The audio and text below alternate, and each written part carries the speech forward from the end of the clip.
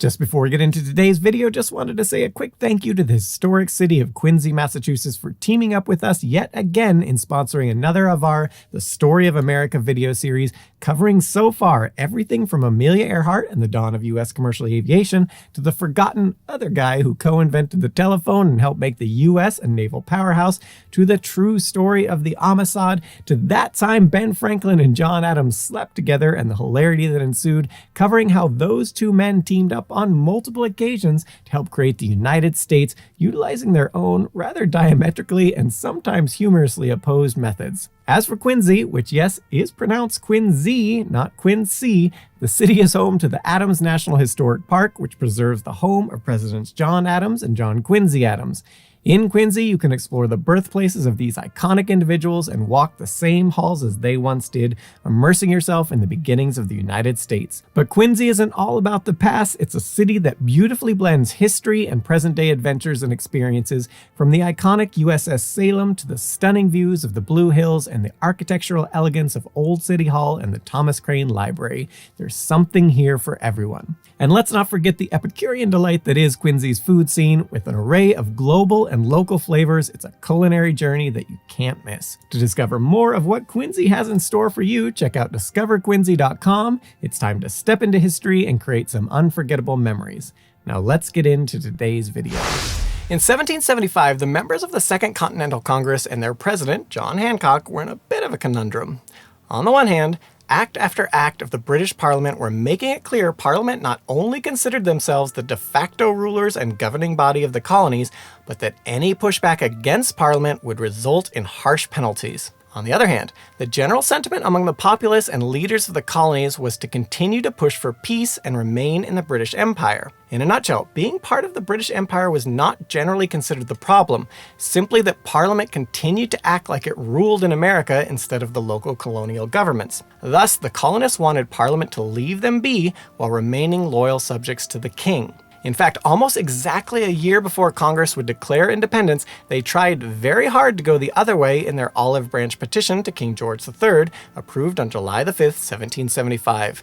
In it, Congress stated, "We, your majesty's faithful subjects of the colonies, entreat your majesty's gracious attention to this our humble petition. We not only most ardently desire the former harmony between her and these colonies may be restored, but that a concord may be established between them upon so firm a basis as to perpetuate its blessings uninterrupted by any future dissensions, to succeeding generations in both countries. That your majesty may enjoy a long and prosperous reign, and that your descendants may govern your dominions with honor to themselves and happiness to their subjects, is our sincere and fervent prayer." Thus, professing their loyalty to the king and desire to remain in the British Empire, they simply were asking that he intercede on their behalf with Parliament and their recent actions against the American colonies. Had King George responded differently here, much of history would have irrevocably changed. But instead, he allegedly did not even bother to read their petition before issuing the Proclamation of Rebellion on August 23, 1775, writing, "Whereas many of our subjects in diverse parts of our colonies and plantations in North America, misled by dangerous and ill-designing men, and forgetting the allegiance which they owe to the power that has protected and supported them, have at length proceeded to open an avowed rebellion by arraying themselves in a hostile manner, we have thought fit to issue our royal proclamation hereby declaring that not only all our officers, civil and military, are obliged to exert their utmost endeavors to suppress such rebellion and to bring the traitors to justice, but that all our subjects of this realm and the dominions thereunto belonging are bound by law to be aiding and assisting in the suppression of such rebellion, in order to bring to condign punishment the authors, perpetuators, and abettors of such traitorous designs." Doubling down on disabusing the colonists of the notion that he would be loyal to them, his subjects, and not Parliament, King George also went ahead and began hiring mercenaries to level against the colonists. Further antagonizing the traitors to the British crown, Parliament soon after passed the Prohibitory Act of 1775, which not only removed the colonies from protection of the king, but also put an end to any trade with the colonies in an attempt to wreck their economy. On top of this, it also declared that any ship found trading with the colonists, to quote, "shall be forfeited to his majesty, as if the same were the ships and effects of open enemies." As for the Continental Congress's thoughts on all this, they noted that as to the king, we had been bound to him by allegiance, but that this bond was now now dissolved by his assent to the late Act of Parliament by which he declares us out of his protection. John Adams would also chime in, "It throws 13 colonies out of the royal protection, levels all distinctions, and makes us independent in spite of our supplications and entreaties. It may be fortunate that the act of independency should come from the British Parliament rather than the American Congress." As with the Boston Tea Party in our previous video in this series, Hancock Igniting the Revolution, where the colonists were forced between submitting and allowing the tea to touch American soil, or destroy it, the colonists were now forced via British government action to choose between two paths. On the one hand, they could submit and accept parliamentary rule over themselves without representation in that body, as well as any penance Parliament required for their act of rebellion. Or they could officially cut ties with their motherland and fight one of the most powerful empires in history for independence. There no longer seemed any option of a middle ground. As Thomas Jefferson would sum up the state of things at this point to one of his friends, now returned to England, loyalist John Randolph, in a letter written on November the 29th, 1775, in an earlier part of this contest, our petitions told the king that from our king there was but one appeal. The admonition was despised, and that appeal forced on us. To undo his empire, he has but one more truth to learn, that after colonies have drawn the sword, there is but one step more they can take. That step is now pressed upon us by the measures adopted. Believe me, dear sir, there is not in the British Empire a man who more cordially loves a union with Great Britain than I do. But by the God that made me, I will cease to exist before I yield to a connection on such terms as the British Parliament propose. And in this, I think I speak the sentiments of America. We want neither inducement nor power to declare and assert a separation. It is will alone which is wanting, and that is growing apace under the fostering hand of our king. One bloody campaign will probably decide everlasting our future course.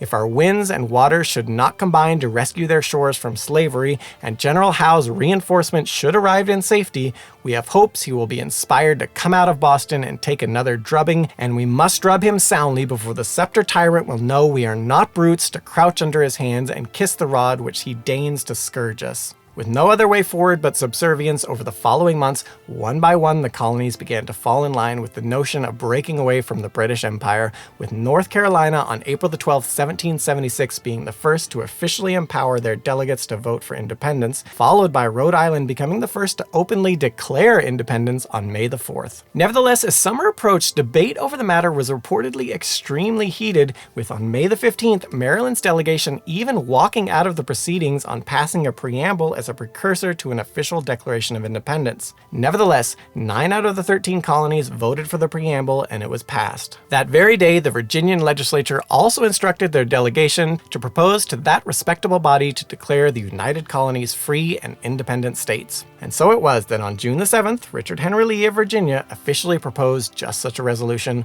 ultimately seconded by John Adams. Resolved that these united colonies are, and of right ought to be, free and independent states, that they are absolved from all allegiance to the British Crown, and that all political connection between them and the state of Great Britain is, and ought to be, totally dissolved. The pushback was still there, however. Once again, at this point, most agreed that independence was inevitable given British actions, but there was still heated debate over the timing, with some arguing they should wait until they had secured foreign aid, without which it seemed probable the revolution would fail. Another issue at this point was that some of the colonies had still not yet authorized their delegates to vote on the matter of independence. Thus, a vote was withheld on it, but in the interim, it was decided to have a document drawn up which would both declare the colonies' independence and list the reasons why they felt justified in taking this extreme action, with the so-called Committee of Five put together to draft the document, comprising of John Adams, Ben Franklin, Thomas Jefferson, Robert Livingston, and Roger Sherman. In a surprising move, the committee selected the young 33-year-old Jefferson to write the document over the much more distinguished writer and well-known individual worldwide in Ben Franklin, or one of the pinnacles of legal and political minds in the world at the time in John Adams. It was, however, Adams who would persuade both the committee to choose Jefferson and to convince Jefferson himself to take the lead. Adams would write to Jefferson on his reasoning. Reason first, you are a Virginian, and a Virginian ought to appear at the head of this business. Reason second, I am obnoxious, suspected, and unpopular. You are very much otherwise. Reason third, you can write 10 times better than I can. Unfortunately, the committee did not keep minutes on their internal discussions, so there isn't a whole lot to say about its drafting, but as to the text of the Declaration, Jefferson would state it was neither aiming at originality of principle or sentiment, nor yet copied from any particular and previous writing. It was intended to be an expression of the American mind and to give to that expression the proper tone and spirit called for by the occasion. In the end, it ultimately borrowed from everything from John Locke to the 1689 English Declaration of Rights, which had ended the reign of King James II. Now nearing the end of June, the legislatures of all but 2 of the colonies, Maryland and New York, had finally authorized their delegates to vote on the matter of independence, and the Provincial Congress of New Jersey even had their royal governor, William Franklin, arrested on June the 15th. However, one of Maryland's delegates, Samuel Chase, was ultimately able to convince the Assembly of the Counties of Maryland to change their mind on June the 28th and allow the Maryland delegates to vote on the matter. This was the same day the Committee of Five first presented their final draft of a declaration by the representatives of the United States of America in General Congress assembled to Congress. New York delegates, however, had to abstain from voting on it owing to British forces interfering with the provincial Congress there convening to give them permission. Nevertheless, over the next few days, Congress continually made tweaks to the Committee of Five's document, cutting out about a quarter of the original text, as well as tweaking the wording here and there. As to what was removed, most notably was a section where Jefferson, ironically not only a slaveholder himself, but who would eventually have an entire family and long-term relationship with one of his slaves, not only condemned the evil of slavery, but accused King George of aiding that institution in the colonies. Jefferson would later write of why this text was removed. The clause 2, reprobating the enslaving the inhabitants of Africa, was struck out in complaisance to South Carolina and Georgia, who had never attempted to restrain the importation of slaves and who, on the contrary, still wished to continue it. Our northern brethren also, I believe, felt a little tender under these censures, for though their people had very few slaves themselves, yet they had been pretty considerable carriers of them to others. With the document finalized on July the 1st and a vote pending, John Dickinson, who opposed any violent means to resolve their issues with Britain, tried one last-ditch effort to forego any such declaration until they were much more secure in their position with foreign aid and had completed the Articles of Confederation. But he was opposed, as ever, by John Adams, who gave an impassioned speech the other way in response. As a brief aside, Dickinson would, in the aftermath, both refuse to vote on the matter, as well as later refuse to sign the Declaration, and because of this, was not able to remain a member of the Continental Congress, though did voluntarily resign rather than be forcibly removed. Dickinson would state of all this, "My conduct this day I expect will give the finishing blow to my once too great and, my integrity considered, now too diminished popularity." Despite his opposition, which again included extreme opposition to violent means to achieve independence, rather than abstain from fighting upon leaving Congress, Dickinson immediately joined the Pennsylvania militia, one of the only members of the Continental Congress to directly take up arms during the war. Further, as much as Adams and he had been adversaries in Congress over the matter of independence, because of Dickinson's standing by his principles so vehemently, even giving all it cost him to do so, Adams would remark of him, "Mr. Dickinson's alacrity and spirit certainly becomes his character and sets a fine example." In the end, on July the 2nd, 12 of the 13 colonies voted in favor of independence, with only the New York delegates abstaining until they could get permission to vote on the matter, which happened about a week later. Document finally approved, as President of Congress, John Hancock seems to have signed it, with Secretary of Congress Charles Thompson also signing it as witness. Hancock then ordered to have printer John Dunlap make around 200 copies to be distributed to the masses and the world, today known as the Dunlap broadsides. And yes, on this note, seemingly just John Hancock signed it at this point, though even that isn't technically known for sure, as the original copy sent to Dunlap was lost, though given Hancock and then Thompson's name as witness were printed on these, it's generally assumed Hancock did sign it. As for the version of the Declaration of Independence most people know today with Hancock's famed giant signature, this engrossed version that is on display at the United States National Archives wasn't created until sometime after July 19th, and ultimately wasn't signed by everyone until August 2nd. As for this signing, Benjamin Rush stated that it was a fairly somber affair, with only the portly Benjamin Harrison trying to break the mood by cracking a joke to Elbridge Gerry of Massachusetts, stating, "I shall have great advantage over you, Mr. Gerry, when we are all hung for what we are now doing.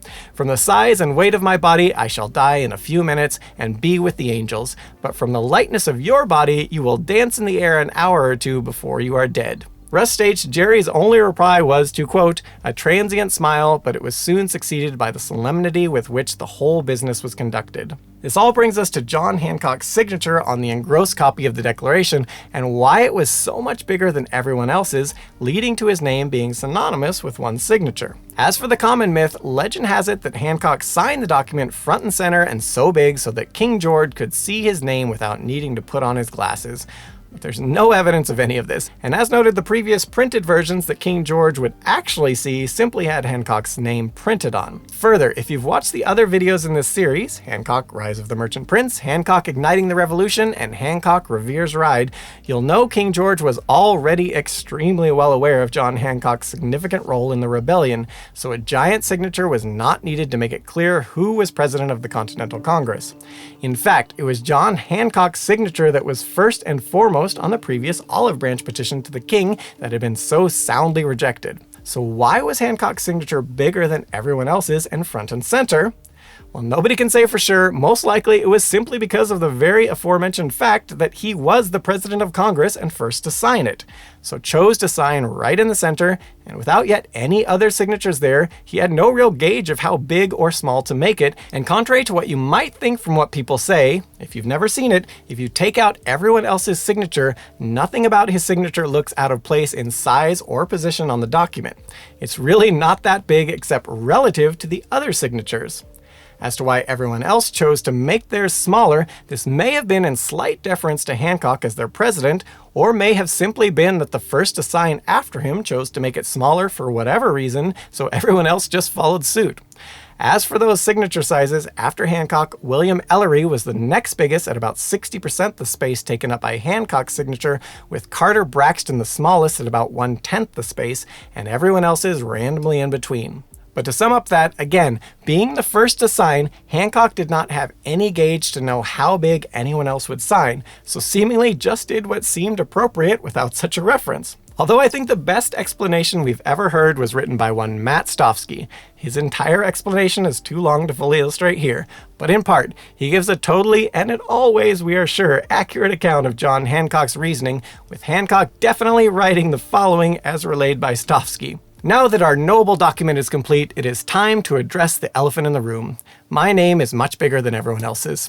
I'll be the first to admit that it is absolutely massive, yet I must also speak this self-evident truth. It is not entirely my fault. The fact is, I thought we were all doing big signatures. That's what I was told. Do none of you remember Thomas Jefferson hopped up on parchment fumes and cheap barley wine, running around telling everyone our sigs had to be frickin' huge? Then I go first, and everybody bursts out laughing like I did something foolish.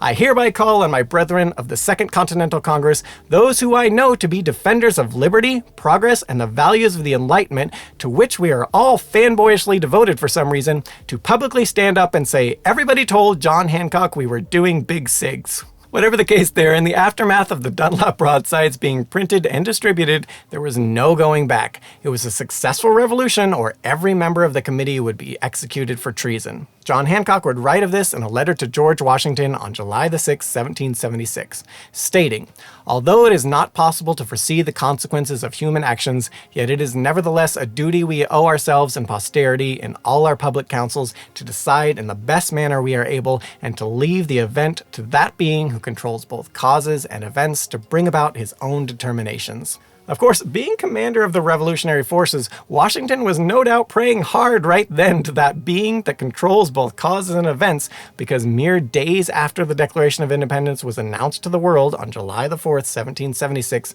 the aforementioned British troops under command of the Howe brothers sailed into Staten Island.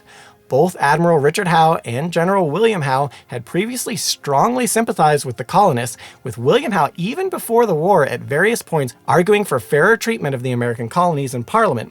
The pair also delayed their departure to the colonies a considerable amount of time to try to acquire powers to negotiate a peace rather than simply subjugating the colonists with force. However, while they may have sympathized with their former compatriots, their goal upon arriving in the New World was to put an end to the rebellion by any means necessary.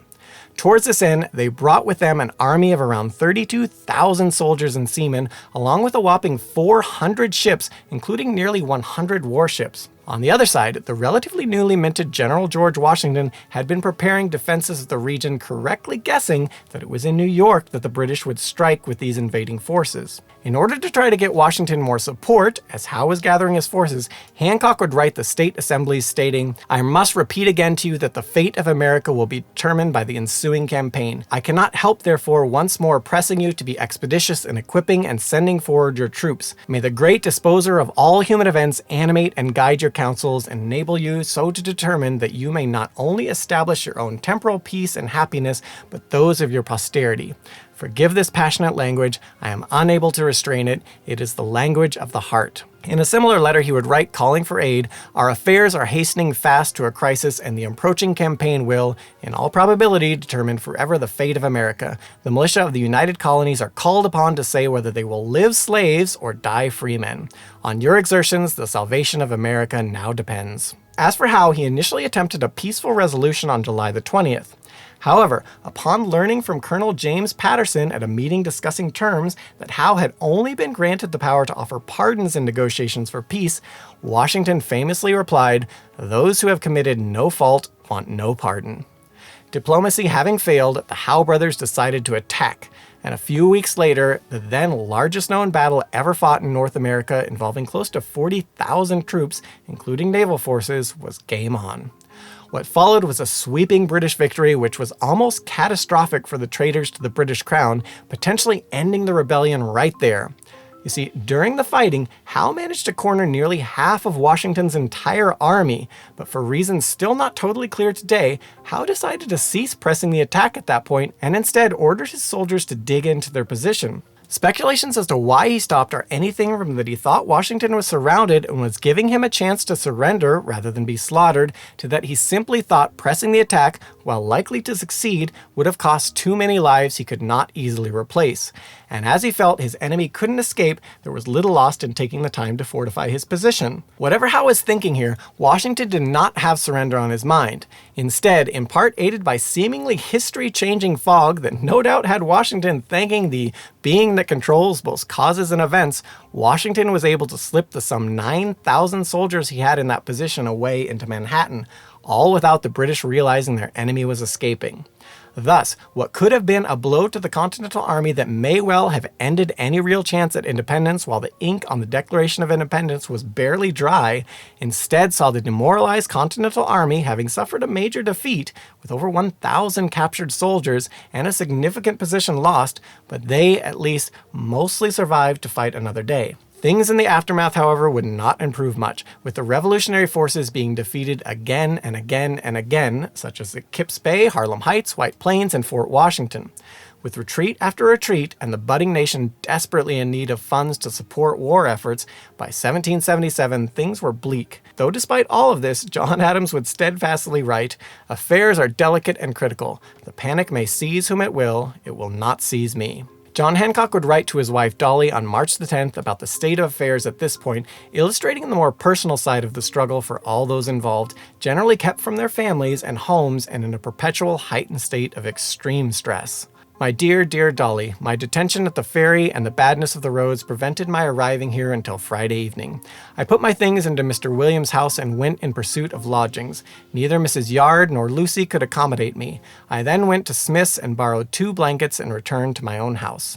I lead a doleful, lonesome life. Though on Saturday I dine with Dr. Shippens. He is as lonesome as I. I long to have you here, and I know you will be as expeditious as you can. When I part from you again, it must be at very extraordinary occasion. However unsettled things may be, I could not help sending for you, as I cannot live in this way. We have an abundance of lies. The current report is that General Howe is bent on coming here. We must, however, take our chances.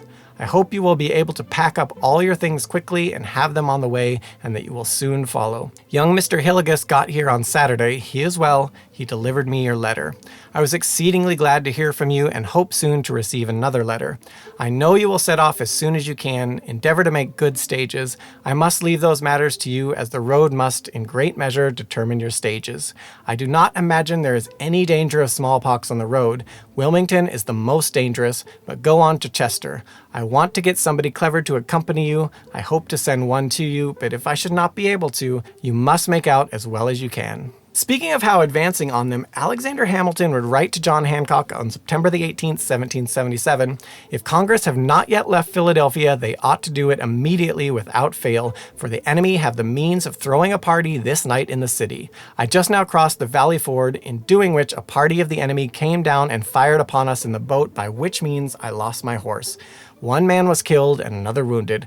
The boats were abandoned and will fall into their hands." Going back to the personal side of things, on October the 18th, 1777, Hancock would write Dolly again, stating, "My dear Dolly, I am now at this date and not a line from you, nor a single word have I heard from you since your arrival at Worcester, which you may judge affects me not a little, but I must submit and will only say that I expected often to have been the object of your attention. This is my 6th letter to you. I long to see you. I shall close all my business in 3 days, and indeed have already nearly finished, and when once I set out shall travel with great speed.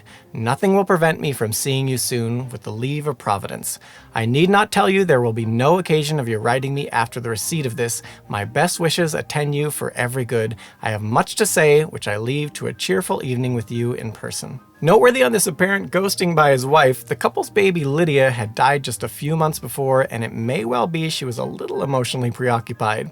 Or perhaps, as noted in our previous video, Hancock Revere's Ride, where she ghosted him yet again for a time shortly before their marriage, she simply didn't enjoy writing letters.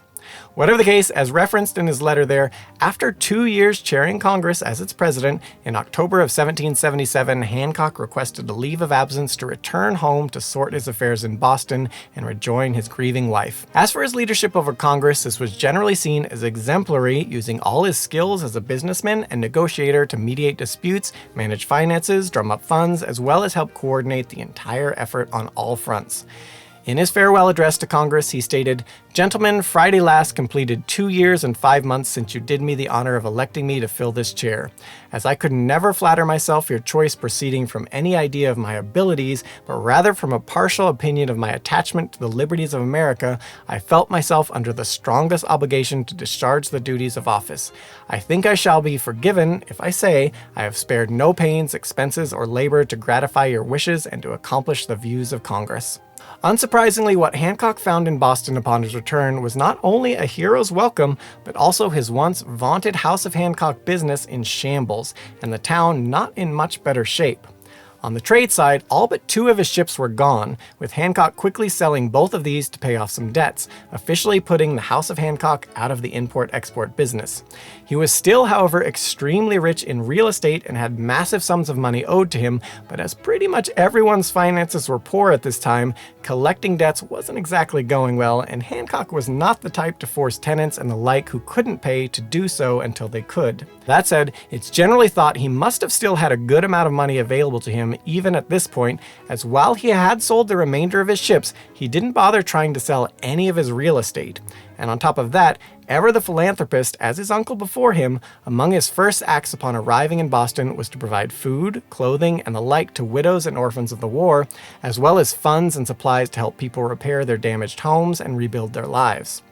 Naturally, from all of this and his former exemplary work leading Congress, after a few months' leave in December of 1777, he was a shoo-in to be re-elected to the Continental Congress.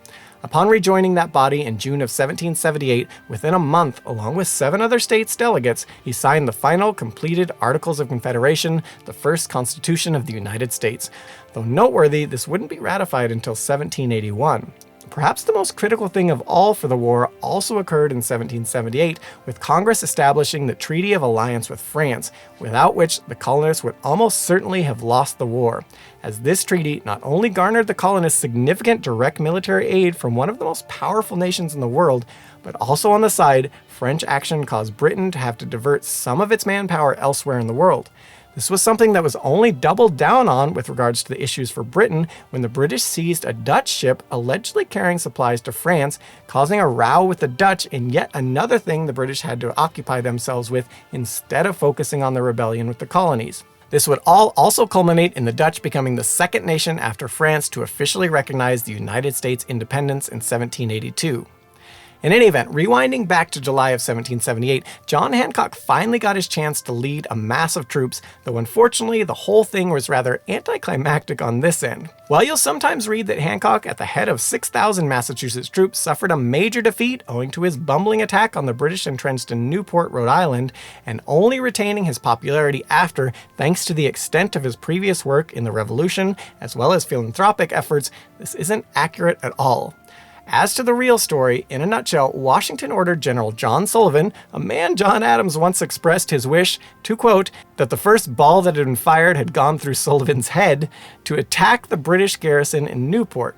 Hancock was indeed there, commanding several thousand soldiers, and by the way, Paul Revere was also there as well.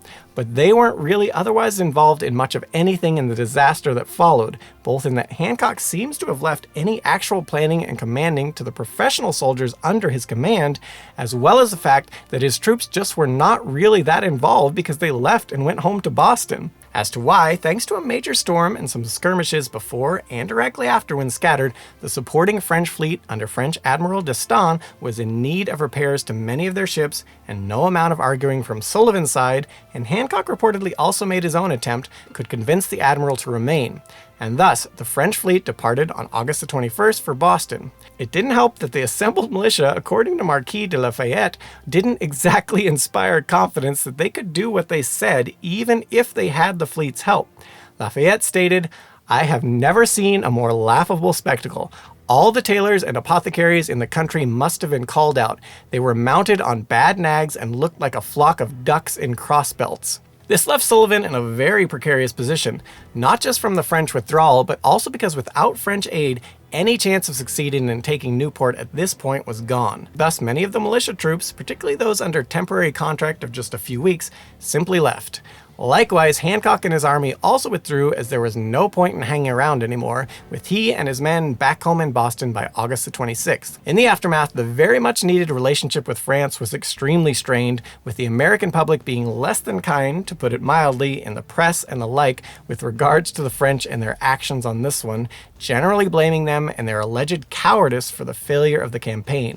Once again showing his skills as a diplomat and mediator, Hancock tried to restore friendly relations, in this case putting together both a formal dinner and subsequent reception at Faneuil Hall for the French Admiral and Lafayette and their officers, with most of Boston's leading citizens in attendance as well. Fast forwarding about a year later, John Adams was recalled from France to Massachusetts in August of 1779 and returned to being a private citizen briefly, though only a week later was appointed to draft a new constitution for the state, ultimately in the span of just a couple months writing what would become, to this day, the oldest still functioning codified constitution, which not coincidentally heavily influenced the United States Constitution, the second oldest still functioning codified constitution.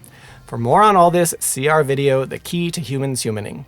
But as to our story today, with the new Massachusetts Constitution ratified on June the 15th, 1780, and going into effect in October of that year, the people of Massachusetts were in need of a governor, and if you've been following along in our Hancock series and guessed John Hancock, one of the most popular men in all of the colonies, would be elected in a landslide as the state's first governor, you'd be correct, with Hancock assuming that role on October the 25th, 1780, after getting an astounding approximately 90% of the votes. Unfortunately for Hancock at this time, while he was continually re-elected up through 1785, when he'd switched to become the President of the United States under the Articles of Confederation, like his father and uncle before him, his health was rapidly in decline despite only being in his 40s. As to what ailed him, as seemingly ran in his family, he suffered from occasional severe bouts of gout that would leave him bedridden. Nevertheless, he soldiered on, and while still governor of Massachusetts, the peace with the British was announced in 1783.